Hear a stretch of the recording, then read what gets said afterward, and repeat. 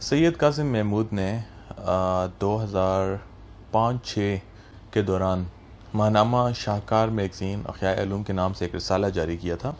یہ ان میں سے ایک کی کاپی ہے.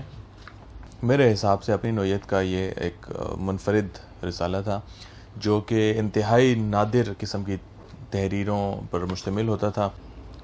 میں خصوصی طور پہ ایک موضوع کے بارے میں بات کروں گا اور وہ ہے رنگون میں آخری مغل شہنشاہ.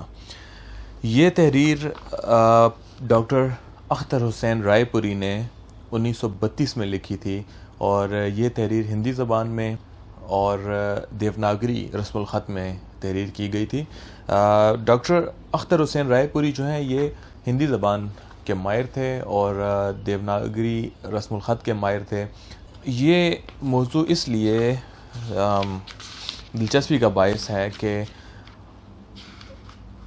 آخری مغل شہنشاہ بہادر شاہ ظفر کو ملک بدر تو کر دیا گیا تھا اور انہیں رنگون بھیج دیا گیا تھا، مگر وہاں ان کے ساتھ کیا بیتی، ان کی زندگی کے آخری ایام کیسے گزرے اور شاہی خاندان کے کون سے افراد ان کے ساتھ تھے اور ان کی زندگی، خصوصاً ان کی بیگم زینت محل اور ان کے بیٹے جواں بخت، ان دونوں کی زندگی کیسے گزری، کن حالات میں وہ رہے اور بعد کے معاملات جو ہیں کیا ہیں.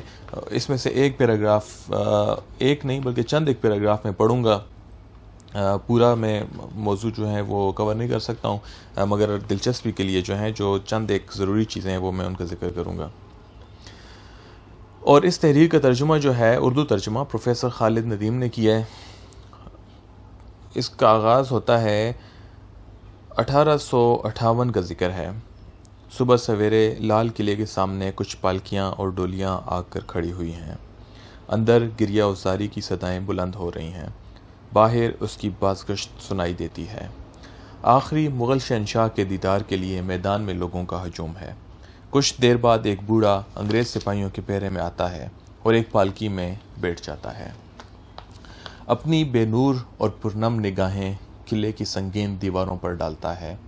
وہ قلعہ جہاں مغلوں کی عظمت دفن ہے، جہاں ہندوستان کا وقار ہچکیاں لیتا ہے. پھر شاہی خاندان کے کچھ افراد اور بیگمات سروں پر خاک ڈالے باہر نکلتی ہیں. پالکیاں روانہ ہو جاتی ہیں. ان کی روانگی کے ساتھ ہی مغلوں کا ٹمٹماتا ہوا چراغ ہمیشہ کے لیے گل ہو جاتا ہے. کہتے ہیں شکست کی کہانی ریت کے ٹیلے کے اوپر لکھی ہوئی ہے جسے زمانے کا ایک جھونکا مٹا دیتا ہے. وہی حال بہادر شاہ ظفر کا ہوا. تاریخ کو اتنا یاد ہے کہ مغلوں کا آخری نام لیوا رنگون گیا، وہاں فوت ہوا اور وہیں دفن. لیکن اس کی زندگی کے آخری لمحات کیسے گزرے، اس کے کنبے کا کیا حال ہوا، اس پردرد کہانی کے کون کون سے داغ اب، یعنی یہ تحریر جب 1932 میں لکھی گئی، تک باقی ہیں.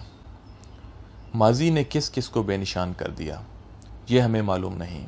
مغل تاریخ کا یہ باب گمشدہ ہے کیونکہ انہیں صرف آنسوؤں کی بوندیں ہی لکھ سکتی ہیں. یہاں میں صرف یہ تحریر کروں گا کہ رنگون میں بہادر شاہ ظفر کے ساتھ کون کون سے ساتھی تھے اور یہ کہ ان کی اولاد پر کیا بیتی. تو مزید جو تحریر ہے وہ اس میں کافی تفصیلات ہیں، وہ ذکر کر رہے ہیں ان کی رہائش گاہ کے بارے میں اور وہ اس کے بعد بہادر شاہ ظفر کی موت کے بارے میں. میں ایک دوسرا جو موضوع جو پیراگراف پڑھنا چاہوں گا وہ یہ ہے کہ رنگون میں ان کی آمد کیسے ہوئی. بہادر شاہ ظفر رنگون پہنچے تو ان کے ساتھ لگ بھگ 30 آدمی تھے. ان میں سے 11 تو مرتے دم تک ان کے ساتھ رہے. باقی میں سے کچھ ہندوستان لوٹ گئے اور کچھ نے برما ہی میں سکونت اختیار کر لی. ساتھیوں میں عزیز ترین فرزند جواں بخت اور ان کی اہلیہ شاہ زمانی بیگم، دکھ سکھ کی ساتھی زینت محل اور لاڈلا بیٹا عباس شاہ شامل تھے. کہا جاتا ہے کہ تاج محل بیگم اور شہزادی رابعہ بیگم بھی ساتھ ہی رنگون آئی تھیں، تاہم سرتاج کے اٹھ جانے کے بعد ہندوستان لوٹ آئیں. جواں بخت اور شاہ زمانی بیگم. جواں بخت کے بارے میں لکھتے ہیں کہ ظفر کی زندگی میں اور ان کی موت کے 5 برس بعد تک جواں بخت پر کڑی نگرانی رہی. وہ بغیر اجازت گھر سے باہر نہیں نکل سکتے تھے. ماں سے علیحدہ ہو کے جب وہ نئے مکان میں رہائش پذیر ہو گئے تو نگرانی نرم کر دی گئی اور اندرون رنگون گھومنے پھرنے کی اجازت دے دی گئی۔ ان کی 2 اولادیں ہوئیں، بیٹی رونق زمانی اور بیٹا شہزادہ جمشید بخت۔ جماں بخت اچھے دن دیکھ چکے تھے، اس لیے دلی کی یاد انہیں ہمیشہ اداس رکھتی تھی۔ اپنے وطن اور عزیزوں کی یاد برابر ستاتی رہتی تھی۔ شاہی آن بان کو طبیعت سے الگ نہ کر سکے۔ 4 گھوڑوں کی بگی میں سیر کو نکلتے تھے، چنانچہ 500 روپیہ سے بھلا کیا ہوتا؟ دکانداروں کا ادھار کبھی نہ چکا سکے۔ جواں کے انتقال کے بعد حکومت نے ادا کیا۔ شراب منہ کو لگی ہوئی تھی۔ انتقال سے 2 برس پہلے اپنی بیوی شاہ زمانی بیگم سے قطع تعلق کر کے ایک نو مسلم برمی دوشیزہ سے شادی کر لی۔ ان کے ساتھ مولمین چلے گئے اور وہاں 1884 میں ان کا انتقال ہوا۔ وقت نزا نہ ماں پاس تھی، نہ بیوی، نہ بچے۔ جس کی شادی میں غالب اور ذوق سہرے لکھ کر باہم الجھ پڑیں، جسے مستد شاہی پر بٹھانے کے لیے زمین و آسمان ایک کر دیے جائیں، وہ مرتا ہے تو کوئی اپنا پرایا آنسو بہانے والا بھی نہیں ہے۔ وہیں کے قبرستان میں دفن ہوئے اور اب کچی قبر اپنی امانت کے المناک انجام پر خاک اڑا رہی ہے۔ شاہ زمانی بیگم شوہر کی علیحدگی کے بعد جنون میں مبتلا ہو گئیں۔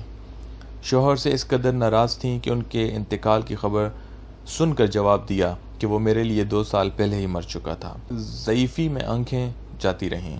برمیوں سے اتنی نفرت تھی کہ کوئی ملنے آتا تو پہلے پوچھتے کہ تم برمن ہو یا ہندوستانی۔ جمشید بخت جو کہ جماں بخت کا بیٹا تھا، اس کے بارے میں ڈاکٹر اختر حسین رائے پوری تحریر کرتے ہیں کہ یہ آخری مغل شہنشاہ کے ولی عہد جماں بخت کے بہت ہی چہیتے اور لاڈلے بیٹے تھے۔ کمشنر روڈ کے مکان میں پیدا ہوئے اور اسی میں رہے۔ سرکاری مڈل ہائی اسکول میں تعلیم حاصل کی، بہت ہی باغی اور سرکش طبیعت پائی۔ جوانی کی دہلیز تک پہنچتے پہنچتے اپنے طرز زندگی کے باعث بدنام ہو چکے تھے۔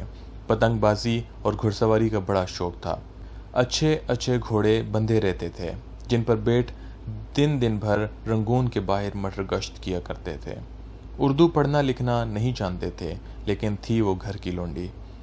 ظفر کی قید تنہائی کی شاعری کو رومن رسم الخط میں مرتب کیا تھا، جو وفات کے بعد دوسرے سامان کے ساتھ ضبط کر لیا گیا اور ممکن ہے برٹش میوزیم لائبریری بھیج دیا گیا ہو۔